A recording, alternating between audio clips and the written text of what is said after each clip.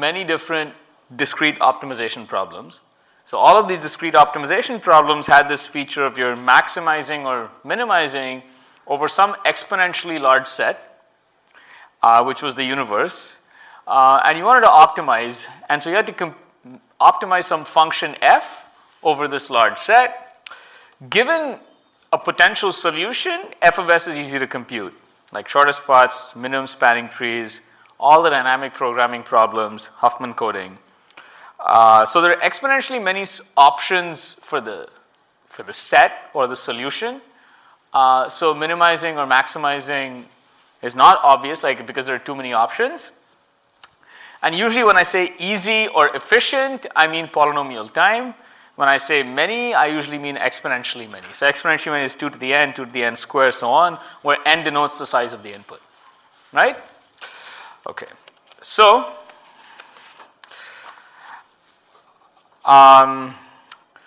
what we would have observed is that, like, in these situations, f of s is easy to compute versus this question of is f of s easy as in efficient to optimize. And optimize again means you have to find the solution. So one thing, and I guess this is a technicality which maybe I shouldn't have introduced because I think it just confused things, but I'll just say it again, that usually instead of thinking of optimization, we usually think of decision, which is like just deciding whether the optimum is more or less than something, and you can just do minor research on that. So efficient decision making is sort of the same as efficient optimizing.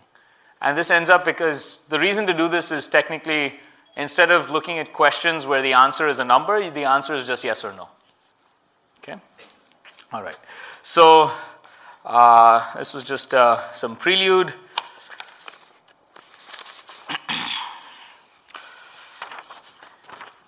And so what does this sort of script P mean? Bold P refers to problems or optimization problems which are efficiently solvable, which is pretty much everything that we've seen in this course, right? Minimum spanning tree, shortest paths, all of these dynamic programming problems where computing a solution is efficient. Versus NP is a more general class of problems where it's efficiently verifiable. So all discrete optimization problems of the form I described are efficiently verifiable, which means if you're given a solution, now you can check, is the value more than something? You can check if the solution is correct. Like, is this a minimum, I'll give a few examples, a minimum spanning tree, and it's easy to check, if the value is more or less than something, right? This sort of decision problem is easy. And so the question that was asked, this sort of fundamental question is, if a problem is efficiently certifiable, is it efficiently solvable? And it doesn't look like it should be the case. So why did people ask this question? So in this course, we've looked at all of these problems, discrete optimization problems, where we were able to efficiently solve them. But starting from the theory of optimization and computer science in like the 50s and 60s, people repeatedly ended up with problems where they couldn't find an algorithm. They could not find an efficient algorithm to solve it, despite trying really hard. And in some cases, they would find it, like minimum spanning trees or shortest paths. But in some cases, people were stuck. And let me give you an example or some examples of questions where people got stuck. So one classic problem was clique. So this is again a discrete optimization problem. The question is quite simple. Given a graph, a set of vertices is a clique if all pairs in that set form an edge. The question is to find the largest clique. So this is an NP because given a clique, given a set of vertices, you can check if it's a clique and you can check if it's more than some size. Like the decision version is efficient to verify. There's another problem called 3-colorable where I had to, given a graph, so a lot of these are graph problems, but there are non-graph problems as well. I have to split the vertices into 3 sets so that all the edges go across the sets. There should be no edge within a set. Okay, and this is the problem of what's called 3-colorability. Given n numbers, do a and think of these as like, integers. Does a subset of them sum up to 0? Again, this is easily certifiable because if you give me a subset, I can just compute the sum and check if it sums up to 0. but the question is to find it. Of course, Sudoku is not a problem that they did in the 50s or 60s, but it's still an interesting question that if I gave you an n cross n Sudoku setting, Sudoku problem, can you solve it? So we don't know an efficient method to solve any of these problems. Yeah, question? How is this version of subset sum any different than the subset sum we saw in the test? Because that is good question. Efficiently solvable. Good. Yeah, good. I'm glad someone asked that. Huh? You still have a target sum. It just is a different interest. Like, why should that make a difference? Very good. Good question. So, if you remember in that and also in knapsack, the size of the dynamic program is n times b, where b is your budget. Right? Now, what is the size of the representation of the input? Like if you want to represent the number b, you only need log b bits. So technically the table is exponential in the input size. Does that make sense? So think of it over here is these numbers are all like log n bit numbers. So if you actually try to build a table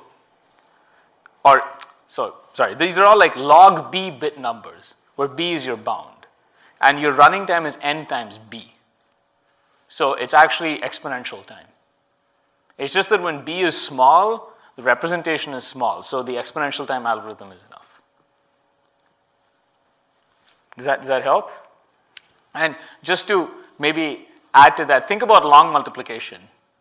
Your running time of long multiplication doesn't depend on the value of the numbers. It depends on the number of bits in the representation, which is exponentially smaller. So, it's a good question. Does that answer? Kind of? I'm still confused, but it's okay. Okay, well, we can come back to that in a bit, but that's a really good question. I mean, I'm glad you asked that. Okay, so, but these others hopefully don't have that sort of confusion. Okay, so, now given all of these questions, I'll give you another problem in this, which is called set cover. So set cover is, there is a discrete universe, which I'll just refer to as n, which is just like 1, 2, up to n. There is a collection S1, S2, Sm of subsets of the set.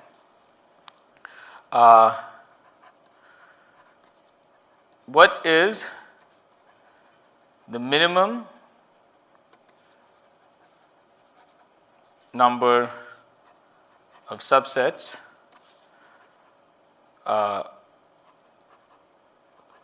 whose union is the universe? So way to think about it, there's some universe and you've got some collection of sets. You want to find a collection of these sets whose union is everything, and you want the minimum number. Okay, does this make sense?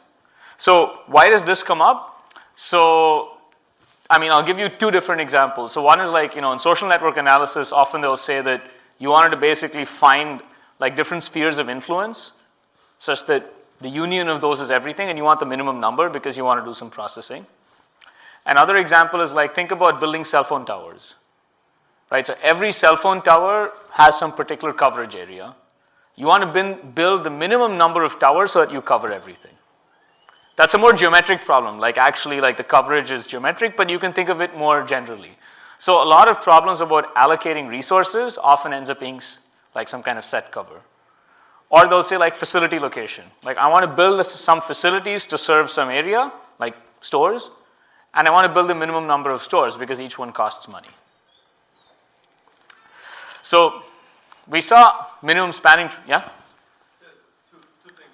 First, going back to this question, what we've been doing is more like cheating, can we say? Like, it's still polynomial time, but we make it more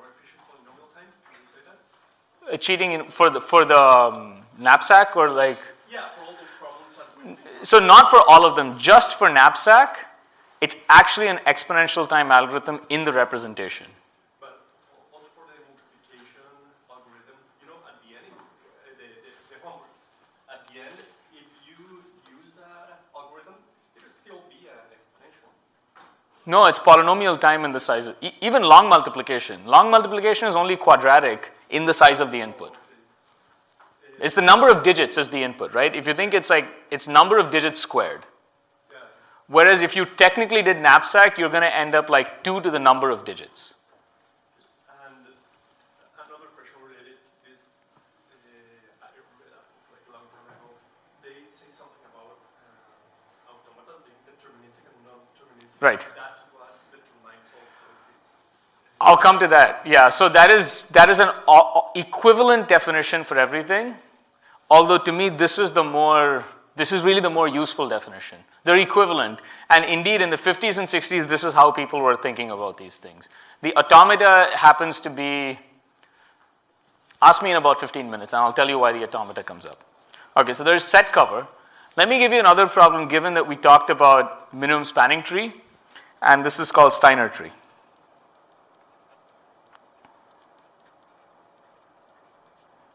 So in Steiner tree, given a graph, given a, let's say, weighted graph, undirected,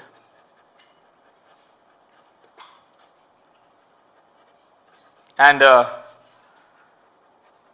subset S of vertices,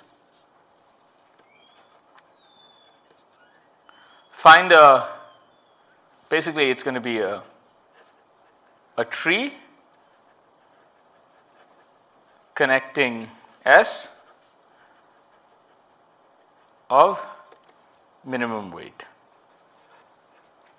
Right? So in Steiner tree, you're given some number of nodes, and you just have to find a tree that connects these. When S is the set of all vertices, that's just MS, minimum spanning tree. But in Steiner tree, you're given some subset. So again, this is like an allocation problem where instead of looking at the minimum spanning tree of building a network that connects everything, you say, oh, they're just like some 10 cities and I just want to connect them. And I might use some intermediate cities as well. Okay? So interestingly, while for minimum spanning trees, we have a polynomial time algorithm, Prim and Kruskal, for Steiner tree, no one was able to find one. Okay? So I've given you this list of problems, right? Clique, 3-colorability, subset sum, Sudoku, set cover, Steiner tree. And a lot of these look kind of similar to the problems we've already studied. And so people tried to throw everything at it. Divide and conquer, they tried various data structures, you do dynamic programming, you do all these things, and yet they were stuck. And at some point, what started emerging, and this is actually even before the theory of NP-completeness was written down explicitly, was some notion of reduction or conversion, which is that often these algorithmic problems could be converted to each other in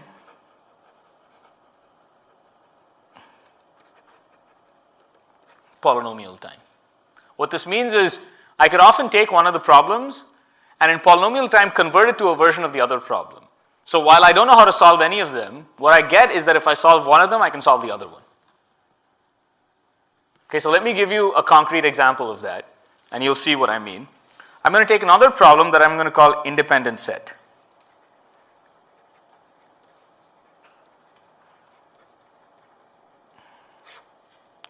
So given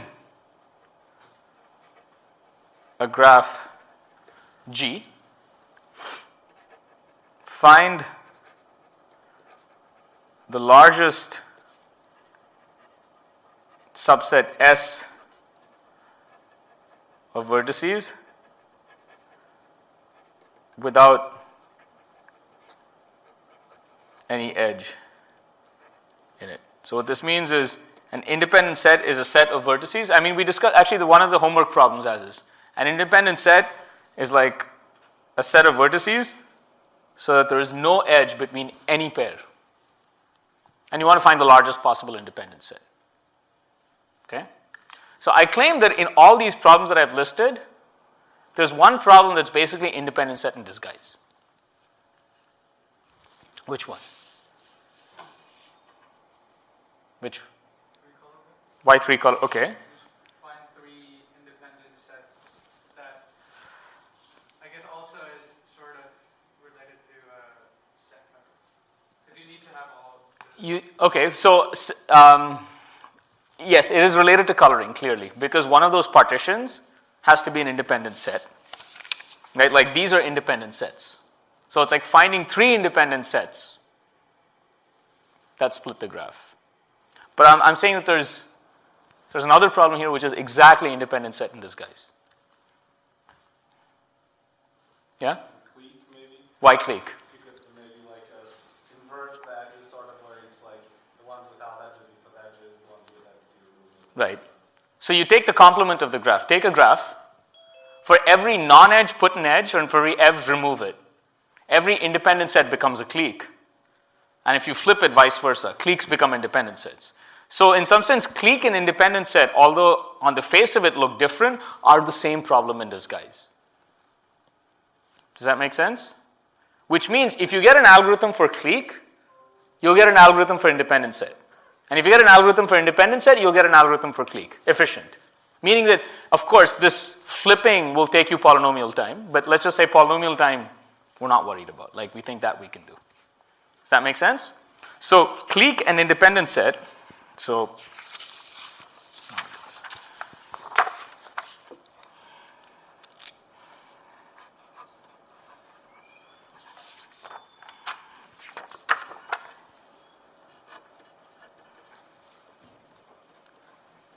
clique in some sense I'll say is equivalent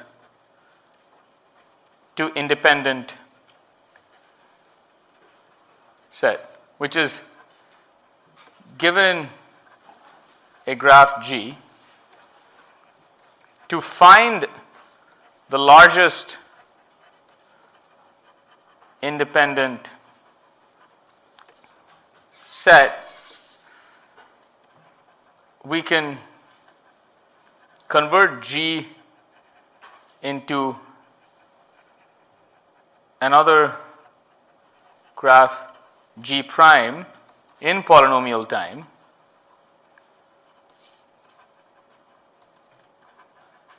and find the largest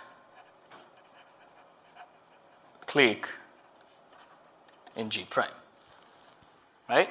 So what this means, and it goes vice versa. If you wanted to find the largest clique in a graph, you could again convert it to this other thing and compute the largest independent set there. So they're basically the same thing in disguise. Right? This process, it's an annoyingly confusing term, but is actually called a reduction. Again, we'll come to reductions in a moment. So what happened is that when you find all of these problems where people get stuck, what initially, I think this was like even the Soviet mathematicians, Trachenbrat and all, started realizing that some of them could be converted to each other.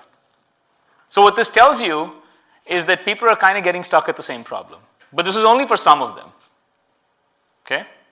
Does this make sense? So just like clique and independent set, now this is correctly observed that there seems to be some connection between colorability and independent set, although it doesn't seem as tight. But it turns out actually it is as tight. There is a way of doing a conversion. And so what remarkably came out so this was basically Cook in 71, Karp in 73.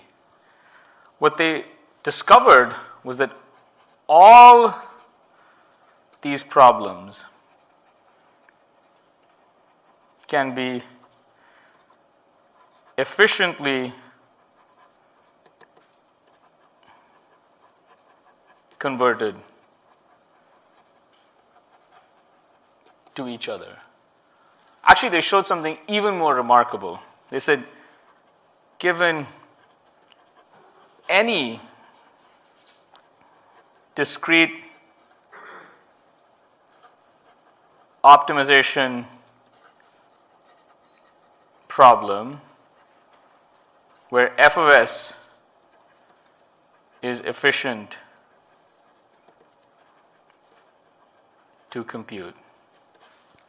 Right, so all the discrete optimization problems we discussed, anything you come up with, as long as this function of the solution is efficient to compute, and you're trying to minimize over that, given any discrete optimization problem, it can be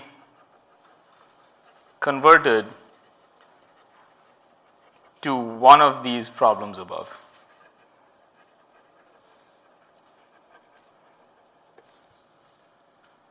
Okay, so that's really wild. You give any discrete optimization problem, I can convert it to an three colorable, I can convert it to subset sum, I can make it into a Sudoku problem, I can convert it to any one of these things.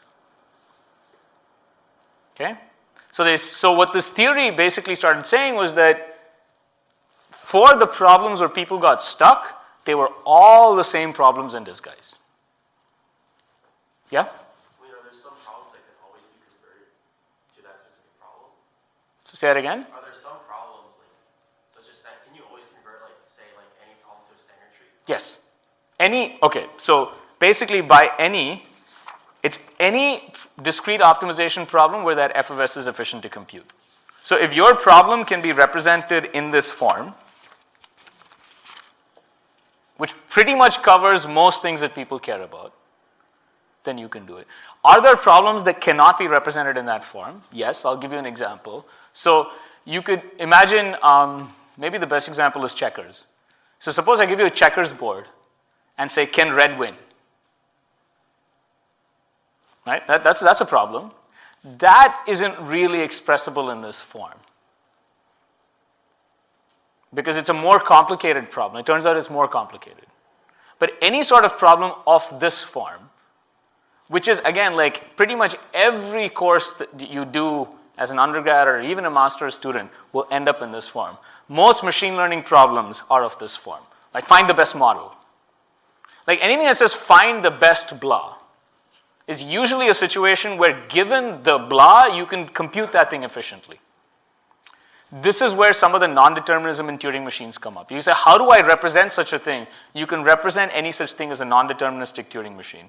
The non-determinism guesses the solution, and then the rest of the machine just checks if it's correct. So anything that can be represented as a non-deterministic Turing machine basically is this. Does that make sense? So that's where the Turing machines kind of come into the picture, and that's where the non-determinism comes in. But in terms of actual applications, most people are thinking of problems of this form. And what it's saying is that any problem of this form, there is a mechanism to efficiently, that is with polynomial time, you can convert it to a Steiner tree. Or a set cover. Or even simpler, you can convert it to subset sum, which is like, to me, the most transparent problem to think about, right? So simple problem is, given a bunch of numbers, they sum up to 0. Any discrete optimization problem, that's really wild, right? Any discrete optimization problem can be converted to a set cover problem. Yeah? So if we can convert any discrete optimization problem to one of these, yeah. then why can't we find a efficient solution to these? Precisely, right? That's the P versus NP question. So it says that if you can get an efficient solution for any one of these problems, you get an efficient solution for every possible discrete optimization problem.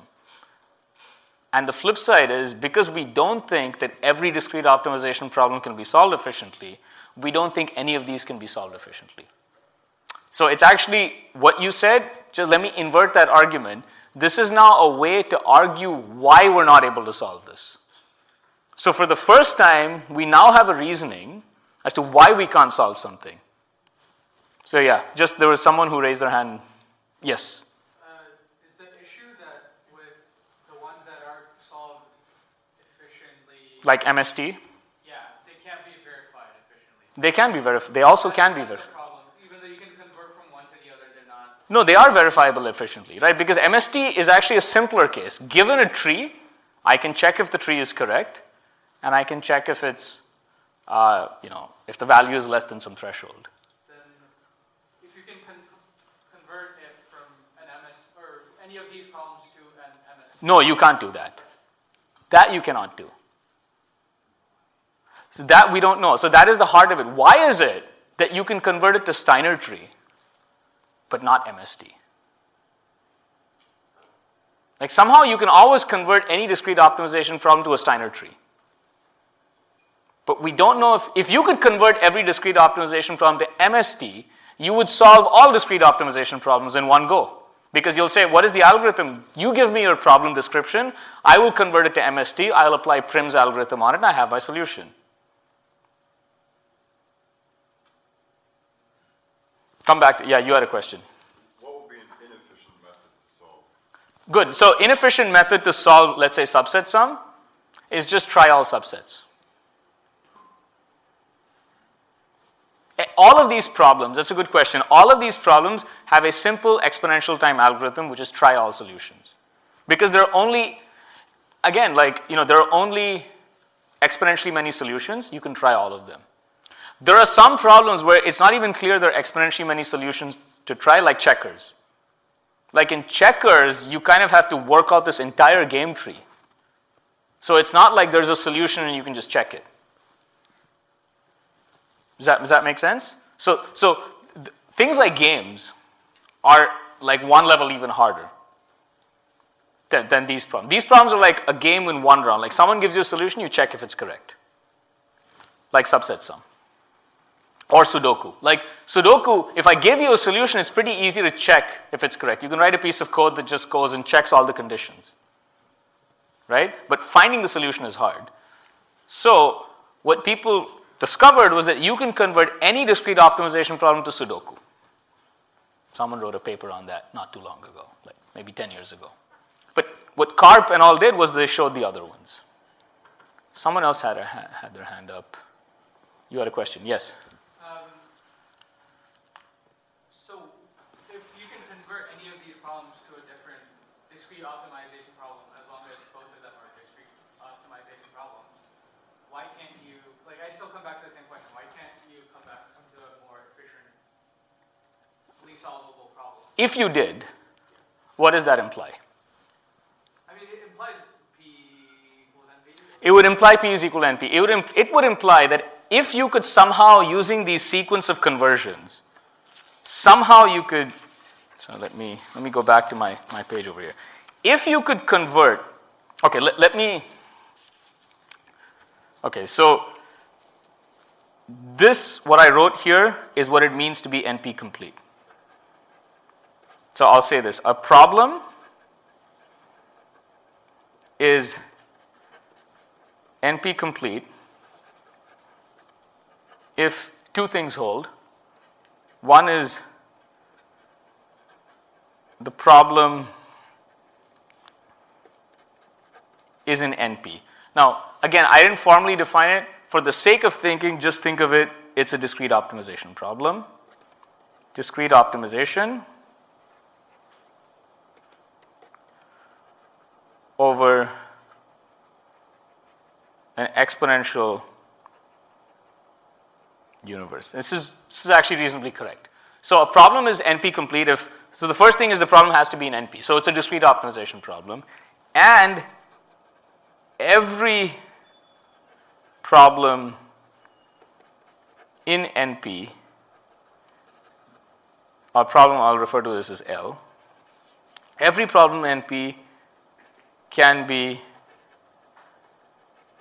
efficiently converted, and this is what is called reduced to L.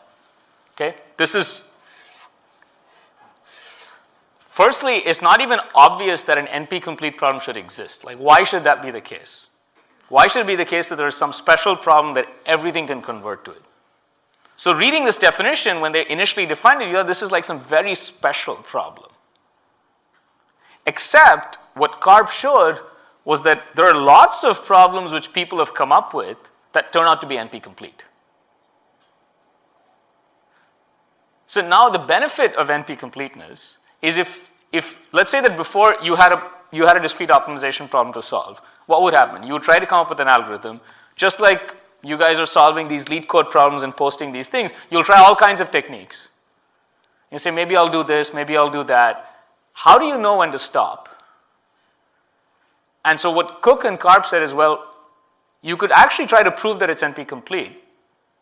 And then you know it's unlikely there's an algorithm, because if I could solve that, I would have solved everything. Does that make sense? Yeah? Any discrete optimization problem is NP-complete? No. For example, minimum spanning trees. We don't think it's NP-complete. So firstly, we don't know. P could be equal to NP. And if P is equal to NP, then yes. But there are certain discrete optimization problems where we don't know how to do this conversion, like minimum spanning trees, or shortest paths, or all the problems that you've seen in this course. And there are certain ones where we can do this conversion. And it seems to be either or. Every time we bump into a problem, either we're able to get an efficient algorithm, or we're able to perform this conversion. We're able to prove this. So now what we have is some formal method to argue that a problem is hard to solve, which we never had before. Like, it's like, think about it as, for all the problems that you see, because they're homework problems that I give you, you know that there's a solution, you try to solve it. But then sometimes you come and ask me, how do you know that this is the best solution? How do you know I can't go from n cubed to n squared? And I keep telling you, well, I don't know, like you keep thinking about it and you hope that you get it and whatnot. Now what this does is it kind of gives you some, okay, this is not for n cubed to n squared. This is more like for polynomial time. But you now, if you show a problem is NP-complete, hence, I'll maybe write this down, hence, if L is NP-complete, and I'll say there's a formal process to doing this, and I can talk a little bit about that. If L is NP-complete, then an efficient algorithm for L implies an efficient algorithm for all discrete optimization problems, and okay, of this kind. And this kind is essentially, it's discrete optimization, f of s is efficient. Right? It's the kind where you're minimizing over fs, where f of s is efficient. So, sorry, let me just say something and then I'll take questions. So if L is NP-complete, an efficient algorithm for L implies an efficient algorithm for all discrete optimization problems. The correct way to interpret this is what's called the contrapositive. The contrapositive says, we don't actually think there's an efficient algorithm for all discrete optimization problems. Seems unlikely. Hence, we don't think there's an efficient algorithm for L. Okay? So, sorry, let me just write a few things and then I'll answer questions. Yeah. So, now, what does P not equal to NP mean? P not equal to NP means we don't believe. Belief is a wrong word. I don't mean it as like a superstitious belief. But mathematically, we don't think. Maybe we don't think that all discrete optimization problems can be solved efficiently.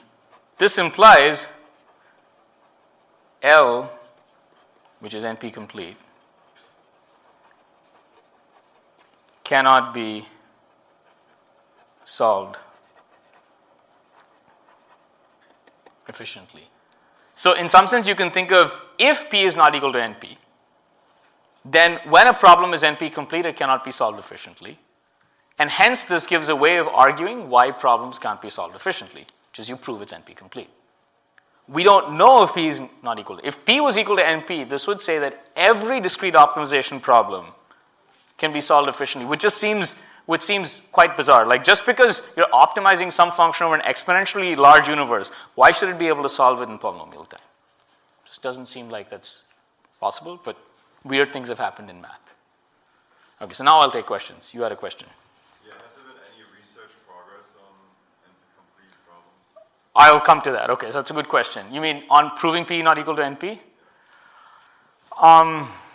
Well, there has been a lot of work. I mean, essentially since the 70s, the whole field of computational complexity theory has spent 50 years on the problem.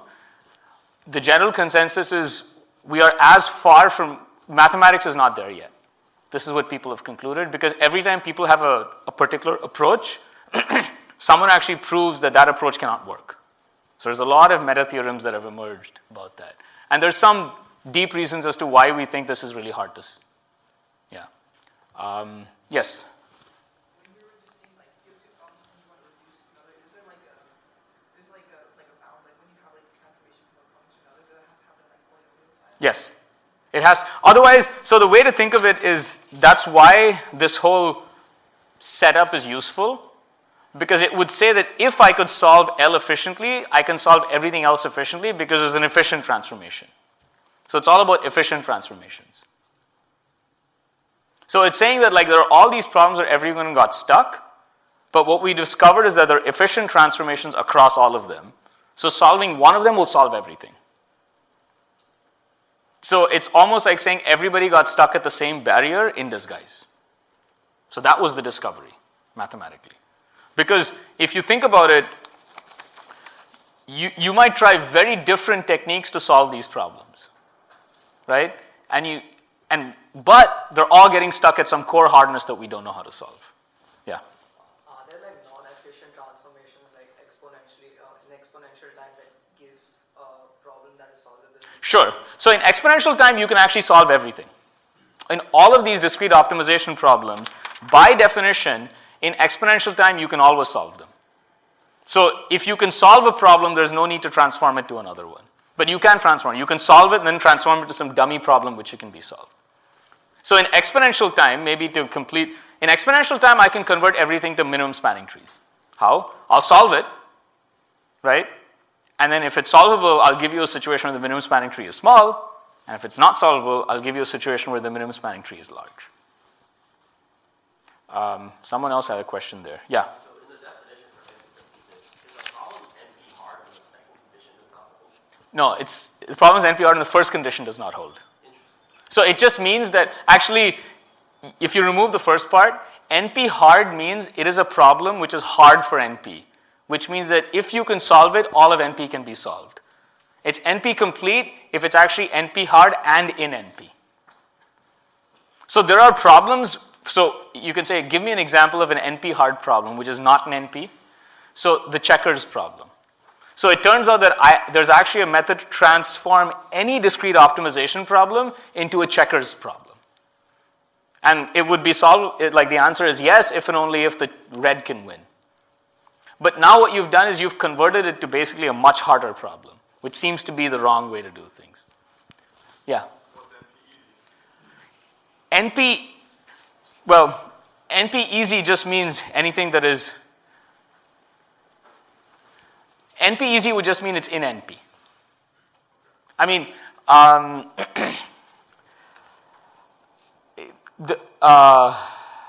any problem, so, I mean, you can think of P as like NP easy. Like the easy part of NP is P, is really solvable in polynomial time. Yes? What's the fundamental difference, like, if there's like in a very short way, like between like the hardness and like an optimization problem and like a checkers game? Does it have to do with like a there being a second player? Yeah, what happens in checkers is that it's actually like it's a game between two players, and there could be, so think of a polynomially sized checkerboard, like n cross n checkerboard, right? So for every move that I make, there are many moves the other person can make for which I can make. So there's this huge game tree. And to solve it, it seems like you have to explore the game tree, which is a lot more work than just like, here's a solution, check if it's correct. So technically, checkers is complete for something called p-space, which is like there's even more, and there are problems that are even harder than all of this, which is like sometimes I give you two regular expressions and I say, are these the same language? That problem is even harder.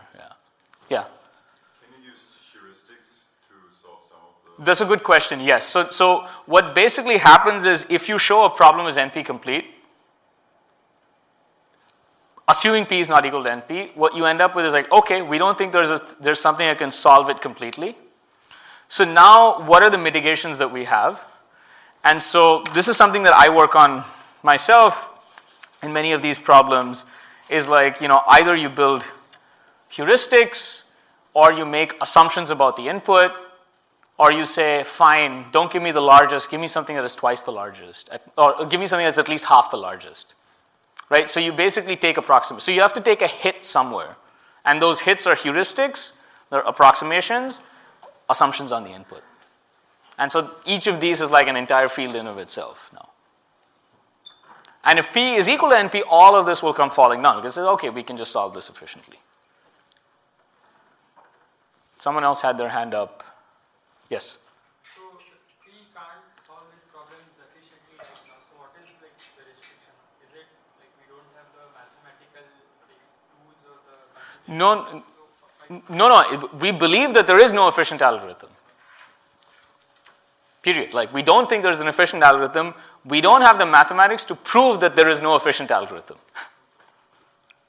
So maybe, yeah. What is like the distinguishing line that stops you from, like you said, there is no efficient way to convert an MST to, or any P problem to an NP problem. What is the distinguishing? Like why is that? We don't, like this is the mystery. So let me give you two problems, okay? And they're going to look very similar. One of them has a polynomial time solution, the other one is NP-complete. And you can say, what is it that makes this one harder than that? And I think that is the essence of this question. Why is it that certain problems are harder? Is there some, like we don't know. We just know that it's almost like we've discovered these two classes of problems. But we're still unsure of what is it that really makes things in one versus the other. So I'll give you two problems. Okay, so both of these problems are, G is just an undirected graph, right? Simple. So the first problem, actually I'll call, is Eulerian. Is there a, so you can do self-intersecting. Is there a path that visits all edges exactly once? Right? So this is the problem. So I give you a graph, and you have to compute what is called an Euler tour, which is that I start at a vertex, and so I can go back to the same vertex and then just take a different edge. But I'm not allowed to visit an edge more than once. Does that make sense? So go through all the edges of the graph. Okay? So this is Eulerian.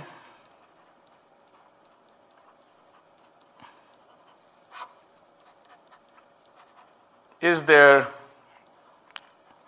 a path that visits all vertices exactly once? Right? So of course the path can't intersect itself because you can only go through every vertex once. So you have to visit all the vertices and come back. Right? And here you have to visit all the edges and come back. These problems look fairly similar to each other. Okay? One of them has actually a very simple polynomial time algorithm, one that I could teach you in about 20 minutes. The other one is NP-complete. Do you know which is which? Yeah? Hamiltonian NP-complete. Hamiltonian is NP-complete. What do you think? Oh, is it Eulerian? Is Eulerian NP-complete? Yeah? Eulerian NP-complete. Eulerian is NP-complete. I think Eulerian. Huh? Eulerian? Is NP-complete? Yeah? I think it's Hamiltonian because it represents the traveling salesman problem. Okay. Yeah? Hamiltonian. Yeah? Hamiltonian. So, you see that it's not that obvious. It turns out, yes, Hamiltonian is NP-complete, and Eulerian is actually in polynomial time. The Euler tour can be solved by depth-first search, basically, some version of depth-first search. Indeed, like you just kind of keep going through vertices. There's actually, this problem was posed in, I think it's the 1800s by, not surprisingly, by Euler. Right? So, actually, this is an interesting problem because Euler came up with this problem. It's called the bridges of Königsberg. Like there's a city, and the question was, can you go through all the bridges exactly once? And to solve that, he defined the Euler tour problem. That's the birth of draft theory, this problem. And it actually turns out it's very simple. If all vertices have even degree, there's always an Euler tour.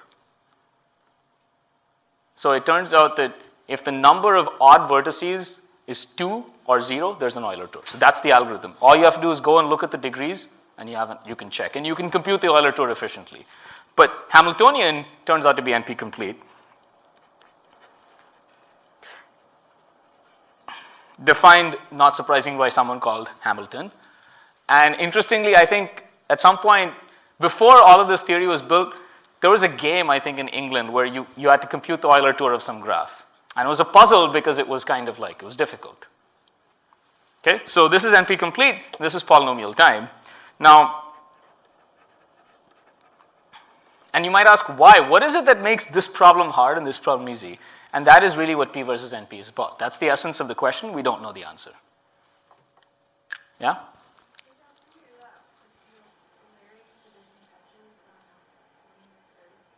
It does have something to do with that. But what is it about that makes it hard or easy? Like, why is it the visiting edges is easier than visiting vertices? You're absolutely right. It's something, the fact that the thing can intersect itself somehow makes it easy. You're right that this is related to traveling salesman problem. Of course, the question is, why is the traveling salesman problem hard? And again, the traveling salesman problem, defined appropriately as NP hard or NP complete. But the assumption underlying all of this is P is not equal to NP. Okay? Does that sort of make sense? Yes? If you, for like these Eulerian problem, if you weren't able to decide just off the bat based off like the odd or evenness, how would that affect your runtime overall? So sorry, say it again. So you said so basically like it's like I think it's like the amount of like. You just count the number of odd degree vertices. But if you couldn't do that, like how would that affect runtime? Well, you can also do something like you basically do some kind of depth-first search where you just go back to vertices that you've already seen, but just don't take an edge again. And you kind of keep continuing that process until you get stuck. Now you need to argue that if you got stuck, then actually there was no Euler tour. And just like we argued, if a graph is not a DAG, then DFS will discover a back edge. So it's some argument like that. Like if it's not Eulerian, then DFS is actually going to find that obstruction. So one has to go into it. So it's not the odd even thing is you prove it using DFS. Yeah. Is it possible to convert an Eulerian into a Hamiltonian by finding the inverse of like the dual of the graph? Oh, you don't even have, no, you won't do the dual. But actually, it's a little different. Because this is NP-complete, all discrete optimization problems can be converted to Hamiltonian.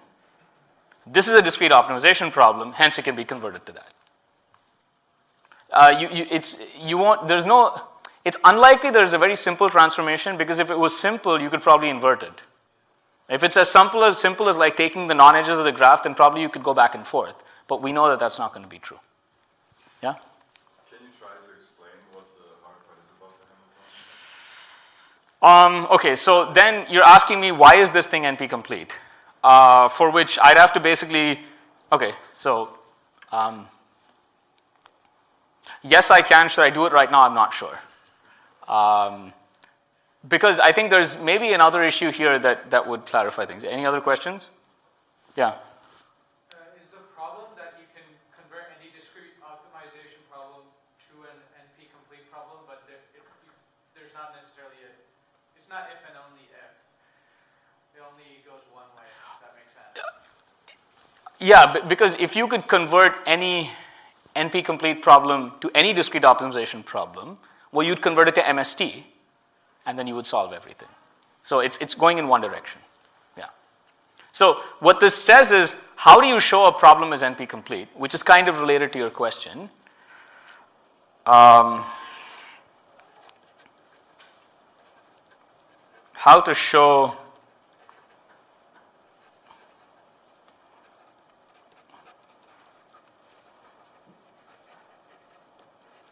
you know what, actually, just a minor pedagogical comment. So one of the problems that has happened with a lot of overhaul of curriculum is all of this stuff used to be part of any undergraduate CS curriculum, right?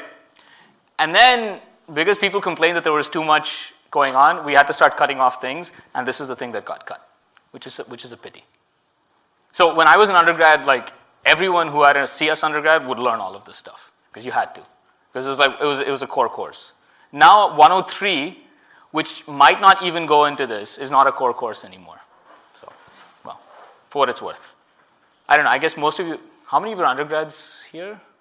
So then you sort of know what I'm talking about then. But the others who haven't, how many of you have done a course on this? So most of you have. Okay. Why the heck am I doing this? It's a long time ago. Fair enough. Long time ago. Okay. How do you show a problem is NP-complete? So this was essentially the Karp sort of pioneered this approach. So he said start with an NP-complete problem. So I'll say this problem is L, M. So you start with something that is NP-complete and show that M can be converted efficiently to L. So actually first we'll assume that L is an NP, and that's usually easy to show. So L is some discrete optimization problem. So how do you show that Hamiltonian is NP-complete? Well, you start with some other NP-complete problem, and then you convert that NP-complete problem to L, not the other way around. Because what does this mean? So you basically start with M,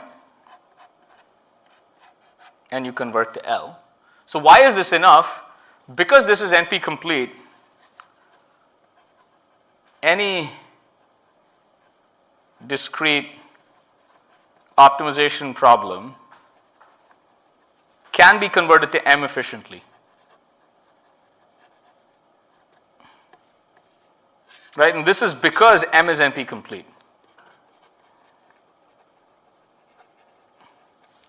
Right? And so if you can convert anything to M, and if you can convert M to L, then you can convert anything to L by chaining these procedures. And that's how you show that L is NP-complete. So you start with an NP-complete problem and you convert it to L. Which one should you start off with? Well, there's a long list and you kind of go through them and you see which one works. For all of this process to start, someone had to figure out the first NP-complete problem. And that's basically what Cook did. And this is called the Cook-Levin theorem. There's a problem called 3-SAT, and he showed 3-SAT is NP-complete. This was the first problem. This was, I think, maybe 71. Another interesting tidbit here is that Stephen Cook was, at that point, in the US. Leonid Levin was in the Soviet Union. And they were both developing this theory, unknowing of each other at the same time. And it was only later, many years later, that they discovered that both of them had proven it. So initially it was just called Cook's theorem in the US. And then eventually they discovered that both of them did it, so it's the Cook-Levin theorem. It's kind of remarkable how often in this computing world that people on opposite sides of the Iron Curtain were doing the same thing like without knowing that the other person was doing it. Levin, of course, now he's in the US, he's at Boston University. But that was the first sort of problem that people proved was NP-complete. That was a more complicated thing, to show that any discrete optimization problem can be converted to this problem called 3-SAT. 3-SAT is a problem, it's some kind of like system of equations where equations are Boolean. It's basically just that. It's just like you solve systems of equations, except the variables are Boolean with ands and ors. And so once that is there, what Karp then said is you start with 3-SAT, then convert it to any of these problems. But then now that these problems are NP-complete, you convert any of those to NP-complete problems, and so on and so forth. And so you get this whole web of connections between these problems. So sort of a half answer to your question as to why is it that this is NP-complete, is because somehow there is a clever trick to bury systems of equations into that, but you can't do it for that. Now you can say, why can't you do that? Well, that's the P versus NP question. So that's what it boils down to. Okay? Questions? Does that make sense? Hopefully it's more clearer now. Yeah? Can you explain again what M is? Oh, so M is some problem. So think of it as this is clique. So this sort of script denotes a discrete optimization problem. So it's not an input, but it denotes the problem itself. Formally, if you've done automata theory, it's called a language. And that's why you do decision versions. Everything you convert to something called a language, and all of these conversions are between languages. I've been using the term problem somewhat without defining it exactly, just so that you get a feeling for what's going on. Because the definitions will take a while to do. So think of this is clique. So it's like saying, I want to solve clique. What I know is that I can take the graph, convert it to an instance of my problem, such that if this has a large clique, then my problem has like a large solution. So what this means is if I take any NP problem, I can convert it to clique, then from clique convert it to my problem, solve my problem to solve that. So maybe the best example is subset sum. So suppose the script M is subset sum. Means I'm given an array of numbers, and I want to check if some of them sum up to 0. A subset sums up to 0. There is a polynomial time conversion from that to a Steiner tree. So that the Steiner tree weight is at most blah, if and only if this has something that sums up to 0. So I've kind of buried this problem into something else. That's the conversion. So L is like the other problem Yeah, L is the problem that you're interested in. Like L is the problem that you're stuck at. And you're trying to, it's usually the way it works is you start with some algorithmic problem, like Hamiltonian. You keep trying to come up with an algorithm for it, efficient, and you keep getting stuck. And at some point you say, well, maybe there is no efficient algorithm. So then you look at your list of NP-complete problems that are there and try to start converting them into that problem, into Hamiltonian. And these conversions can be like pretty difficult in various cases. Right? Yes?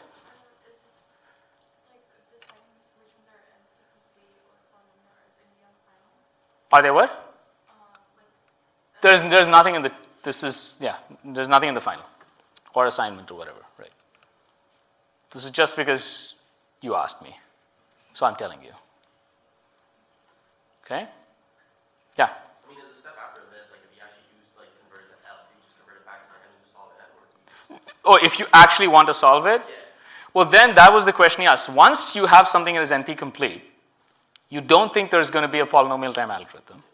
So now you need to work with either heuristics, or you say, let me get an approximation, or let me try to assume things about the input, things like that. So for example, just concretely, because I have worked on this problem quite a bit, like clique. So I've worked on clique finding algorithms in social networks. So what do? I say, well, okay, look, I mean, a social network has certain kinds of structure. So maybe using that, you can build a heuristic. Or what you say is, I'm okay if I don't get the largest clique. If I get something that is reasonably large, it's fine. So I try to come up with an algorithm that kind of gets a reasonably large one. There's also a theory of hardness of approximation. Like certain problems, it's even hard to approximate. It's NP hard to approximate the solution. And that's an entire field as well. Okay? But one thing that is, okay, so this is historically, even though pedagogically the right way to teach it is this is going in the opposite direction, which is you can say, is it even possible to argue an algorithm doesn't exist? Like, what is that even, like, I keep saying an efficient algorithm doesn't exist. Actually, do we know of problems where an efficient algorithm does not exist? That's a reasonable question to ask. Forget P, NP, anything. Is there any problem whatsoever where an efficient algorithm does not exist? Right? You can ask that question. Indeed, that's known. There are explicit problems. Okay? But there's even a problem where we know that an algorithm doesn't exist. Does anyone recall what that is? Yeah? Is it infinite protection? Okay. Yeah? Like the termination of a Turing machine, whether it terminates. Yeah, which is essentially, it's called the halting problem, which even, you can even think of it much more simply as, I give you a piece of code, I ask, does this run into an infinite loop? Or I give you a code and I give you an input. I give you Python code and I give you an input and I say, does this code run on an infinite loop on this input? Which you can think of as something very natural for a compiler to try, because compiler optimizations are doing these things. This problem, as described, does not have an algorithm. It's pretty wild that someone could even prove that it doesn't have an algorithm. This was Turing in the 30s, who proved that this problem does not have an algorithm. So that's called the halting problem. That proof is actually not very difficult. I mean, it's incredibly clever, but it can be done in about 20, 30 minutes in a class. So what Turing and then computability theory showed is there are certain problems that don't have algorithms, and of course certain problems that do have algorithms. And the P versus NP is some kind of version of that theory, where NP is like doesn't have efficient algorithms and P is efficient. So it's basically trying to convert that theory of existence of an algorithm to existence of an efficient algorithm. So a lot of the ideas that were there got converted to here. So that's kind of historically how it developed. You've probably seen a proof that the halting problem is undecidable, as they call it. Right? It's this weird thing where you take the code and you feed it to itself and you do these tricks.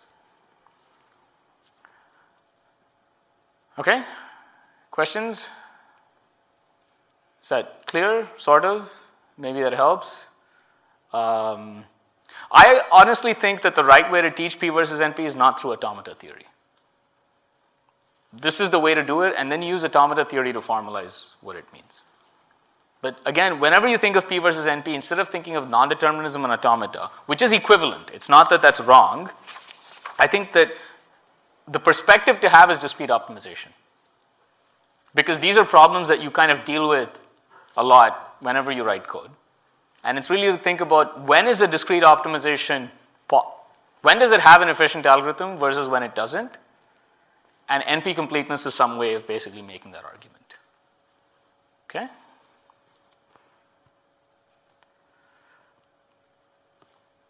Yes, anything else? So it's about 9:10. I was going to work on some of the problems that you had posted, so I could just do that. Or if you want, I can take some time to explain why this is relevant for cryptography, which is a little different, but it's basically NP-completeness. So I could do that. I don't know, whatever you want. I'm at this for the next few lectures at your service. I'm happy to do whatever people are interested in. Yeah? Well, I think I just want to confirm if it's okay if we have like an Ask Me Anything sort of like. That will be at the last. The last lecture, I'll just open it up for questions on anything that you have. Okay. Party, religion, and politics. Those are the two topics I don't talk about. And it's increasingly harder to not talk about politics these days, but still, just for the sake of keeping things sane and my own sanity, we'll keep that rule. Any suggestions? Yeah? To do a problem. Do the problems? Yeah? Maybe I'll post about this on that, but it would be nice to see maybe some exploration of parallel algorithms. Okay. Maybe just the basics, like work versus span or something. Oh boy. Okay.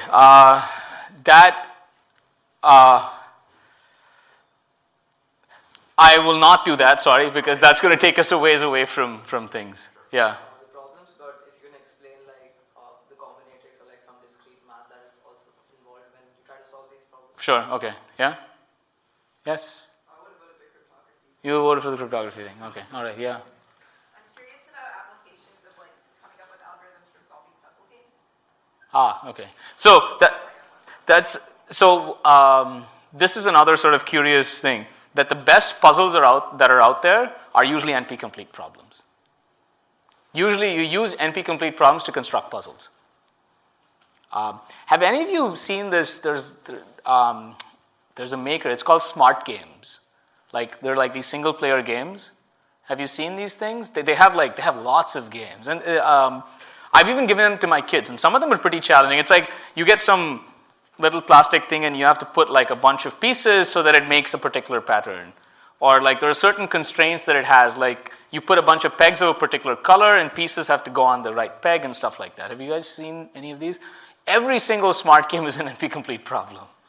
Right? What they did is they basically found out some way of converting NP-complete problems to this. Yeah.